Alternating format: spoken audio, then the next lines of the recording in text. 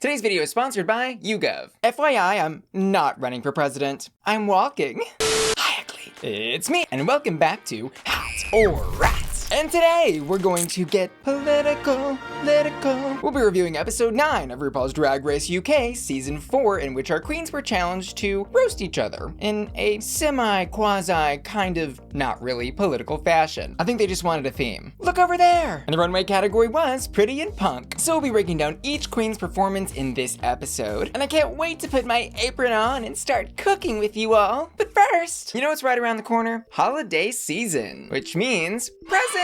But presents can be expensive, and the economy's tough as it is already, which is why I want to show you my favorite way to earn some extra cash for this holiday season. With YouGov, the sponsor of today's video, you can actually get paid for sharing your opinions. To get started, just click the link in the description of this video, and then earn points by completing short surveys like this one. It's asking me questions like what kind of consoles I play video games and how many hours I estimate I play per month, with the answers there being my PS5 and about 40 hours per month. Not gonna lie, Overwatch 2 has got me kind of addicted. But it's that easy. Complete short surveys and get paid for sharing your opinions. And you can do them before bed, while you're binging Netflix, or while you're in line at the supermarket. And when you're ready, redeem the points you earn for cash or gift cards to your favorite retailers like Amazon. Quick and easy. So what are you waiting for? Just click the link in the description of my video to start earning extra cash with YouGov today. Thanks YouGov for sponsoring today's video. Now, let's grab a rock and Brooklyn's new face and get this roasted cooking. First up, girls, gays, theys, and the fourth gender, Danny Beard. Or should I say the absence of gender, because F gender, right? Wait, who's gender? Danny's runway tonight is giving punk, anarchy, and the desecration of societal norms. I'm really enjoying that 80s hairband wig that she's got on, and I love how the yellow tartan making up most of this outfit. I think the white and black tartan on the inside is a great contrast to all of that. It's a little Vivian Westwood, a little Pete Burns, and a lot of whatever the hell Danny woke up and felt like that day. This is a really fun, interesting, and I think visually stunning look with a great message. But I think for me and my personal taste, it's a little too many cooks in the kitchen. As you can see, I'm a much more modest woman of simpler upbringings and conservative fashions. But what works for me does not necessarily work for V. Danny did herself in this style in a really maximalist way that was really fun to look at on the runway, and for those reasons, I'm gonna give this look a hat. And in the roast, Danny was selected by Jonbers and Peppa to open the show, which I think worked in Danny's favor a lot more than it did anyone else's. She was the star of the show, the reason for it this season. In fact, her roast was so succulent, everyone else's just tasted like chopped liver. She started off strong with the Liverpool Library misdirect joke, and immediately went in on those reads. Alan, Ollie the guest judge, Starlet, Peppa, I mean, no one was safe. Except for Jonbers the entire season.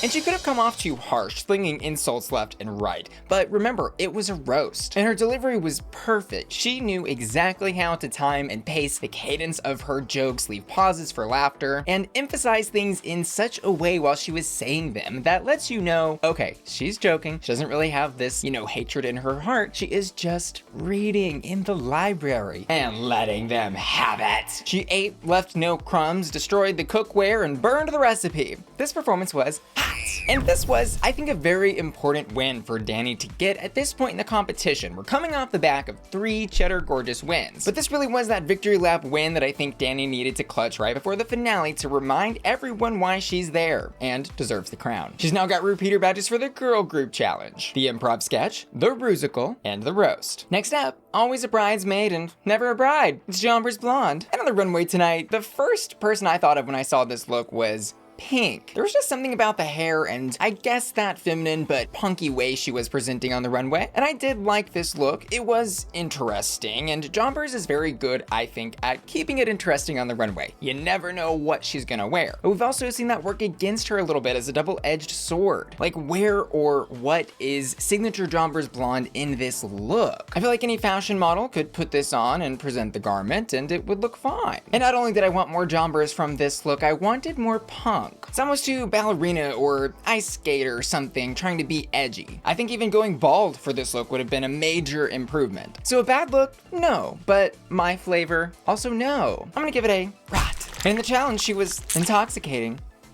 And more than anything, I think this challenge was a great redemption for the poor acting that she gave us in last week's Murder Mystery. Because what sold this performance to me more than the actual jokes she told was this crazy drug character. She was being so over the top that there was this element of, ooh, what's Jonbers gonna do next? She was having a great time up there, and that was the difference in this episode between a good and a bad roast. Because she definitely had some flat lines sprinkled throughout, like the hard joke in the beginning, but would then, for example, make up for that with like the gender reveal joke, which I can't say the other part of because of YouTube rules. And this very hot and cold delivery of jokes would have been bad, I think, if she wasn't playing a drunk character, but because of how she was acting, it did feel more like a part of the actual routine, even if she probably actually did need to look at her notes because she couldn't remember the next thing that she was supposed to say, which, by the way, has not been looked favorably upon by the judges in previous roast challenges. But Jonbers got away with it. And of course, I think we have to acknowledge it really helps your set when the judges like you a lot. Rupaul and Michelle have some positive heckling, I would say, when she's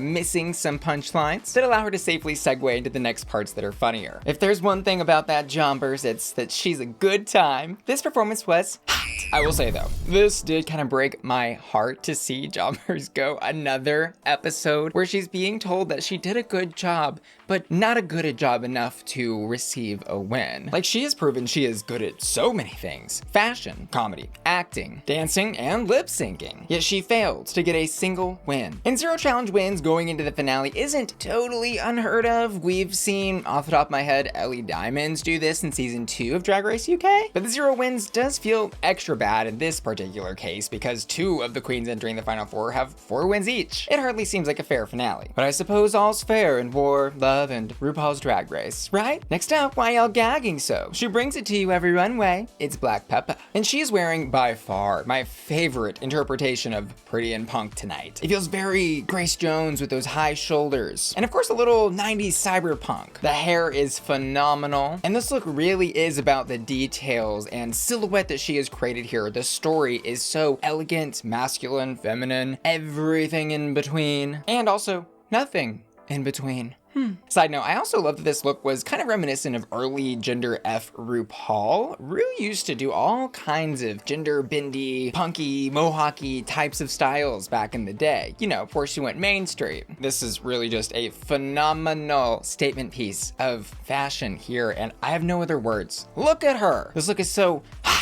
I could die. But in the roast, well, she was toast. Burnt toast. Smell burnt toast, bitch? Geometric's roast lives rent-free in my head. It tortures me every night. So Black Peppa's had this narrative through line over the past couple of episodes about her not finding confidence in her ability to be funny, which is strange, as we've discussed, coming from the mouth of somebody who is so quick-witted, always funny in exchanges with other queens in the workroom, and has these elements that RuPaul has pointed out several different times of whimsicality throughout her fashion. And this self-doubt in her comedy is also strange to hear because I see Black Peppa as a very confident person. I mean, the way she walks the runway, oh my god, and the way she performs in the many lip syncs that she's lip synced in. And the other layer of irony wrapping up this storyline of Black Peppa not feeling confident in her ability to be funny is that she actually came across very confident while she was doing the roast. For example, she has this opening joke about being late to arrive at the competition because of some regional highway traffic over there, and everyone just kind of blank stares her. But she stood there, looked everyone in the eye, and said, just laugh. And they did. But it was clear that these self-aware moments were much funnier than the jokes that she was telling were intended to be. So was she successful at the actual roast? No.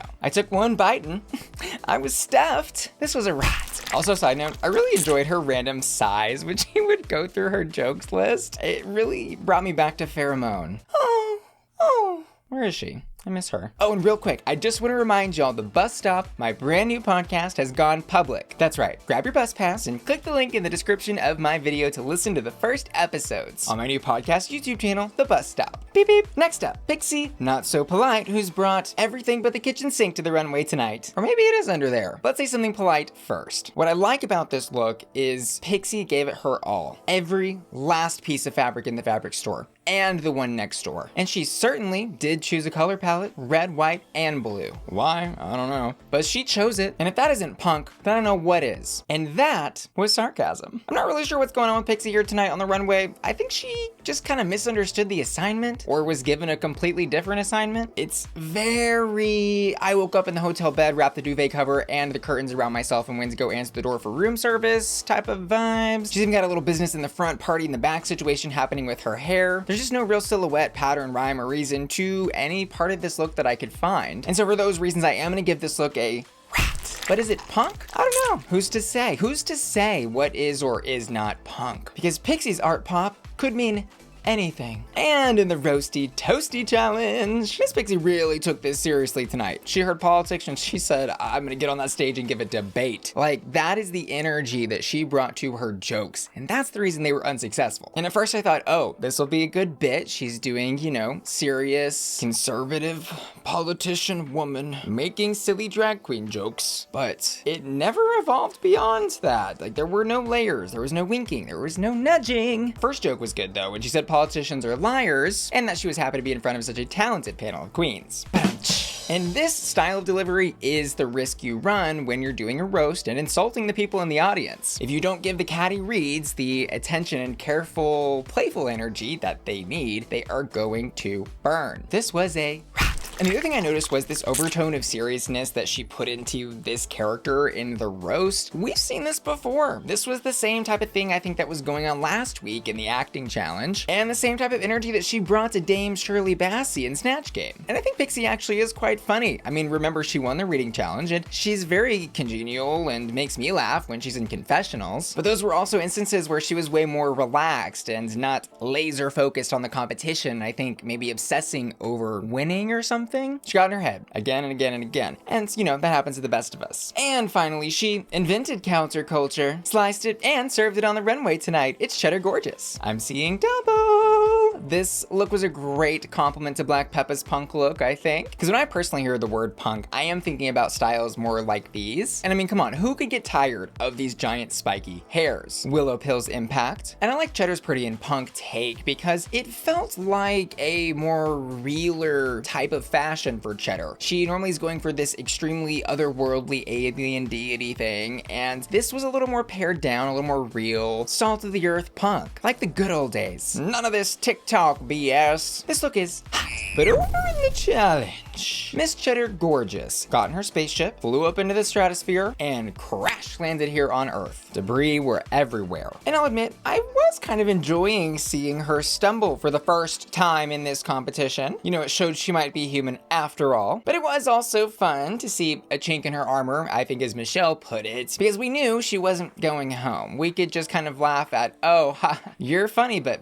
not this time. There was no risk involved. Wow, me enjoying a contestant doing bad in a challenge. Is it me? Am I the drama? Yes, every week on twitter.com/BussyQueen. Thank God that hellhole is being burnt to the ground. Anyways, let's break it down. So Cheddar actually asks Peppa and Jonbers, who set the order of the roast, not to put hers last. She's talking about how she thinks her set and humor is going to be too dry, kind of like your, and that being last in a roast, this dry humor is not going to land. I didn't really understand that logic there because I don't think this set in any position of this roast would have been funny. Like, what's dryness got to do with it? She chooses to do the classic politicians are actually lizard people in skin suits bit, which is actually funny commentary in itself. The Curl Show actually did a bit on this in one of the publicity episodes, which is one of my personal favorites. Did you see that? And it could have been successful if she were actually telling jokes. Where were the jokes? This was a rot. Now for the bottom two tonight. No surprise, we've got Black Peppa and Pixie Polite. I do think Cheddar maybe could have been swapped out for Pixie if maybe you wanted to argue that Pixie did objectively give a better roast than Cheddar did. I'll leave that discussion up to y'all in the comments of this video. Do you think that following the guidelines of a roast and actually writing jokes and telling them, even if they're not funny, should have been safe over doing your own thing, theatrical monologue thing? It's not my show. But either way, as I was hinting at, my thoughts are that the producers were never going to risk actually putting Cheddar into the bottom no matter what happened this episode. Like, to even risk having a front runner like Cheddar go home at this point would have just been, girl, cancel the show now. Anyways, Peppa, no surprise, destroys the lip sync. Girl, this is her 4th time in the bottom, and she gets better every time. Like a fine wine, gets better with age. And I did react to this lip sync as well as the best parts of this episode over on my Patreon at patreon.com/BussyQueen. That's my members only website where you can join to support the channel and get exclusive member benefits, and you can join by clicking the link in the description of this video. See you there. But in 100% honesty and truth, this lip sync win was 100% earned and deserved by Black Peppa.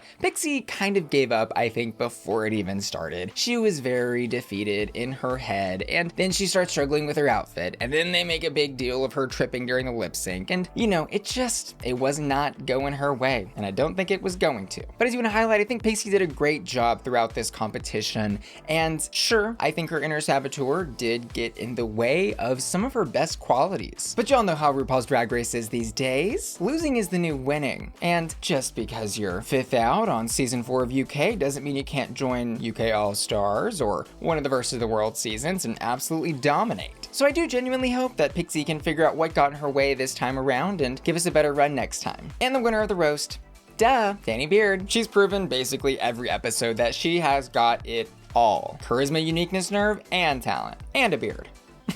And finally, as for my hottest hots, I'm gonna give it to Danny Beard in the challenge and Black Peppa on the runway. I also asked my patrons to vote on their hottest hots, and this week they voted for Danny Beard in the challenge and Black Peppa on the runway. And finally, I want to say thanks so much to you for watching today's video and give an extra special shout out to today's video sponsor, YouGov. You can check out and earn some extra cash with this holiday season by clicking the link in the description of this video. Also, don't forget to check out my brand new podcast, The Bus Stop, which is also linked in the description. And I also want to give a big warm welcome to Tonio Bobonio, Logan Bisden, Craig Bliff, Dave W, David Rendock, and Kendrick Stafford, who just joined my Patreon at the hot and hottest hot tiers. And Aiden the Individual, Ace of Heichel, Ashley Brungart, Cyrus, Daniel Sandez, Sticky, Felicia, Frankie Fernandez, Hector Simancas, Jeffrey Steenberg, Kyle Hermes, Laura, Seth, Louis Labrador, Luke Peterson, Mark James, Matthew Burns, Matto, Michelle, Yorbell, Peter Kitty, Sailor, Steven, Topher Travis Lundy, Wheelie, and Will and Tana, who are all supporting me at my Bussy Queen Collector tier over at patreon.com/BussyQueen. See y'all later. Love ya. Bye. I'm not running for president.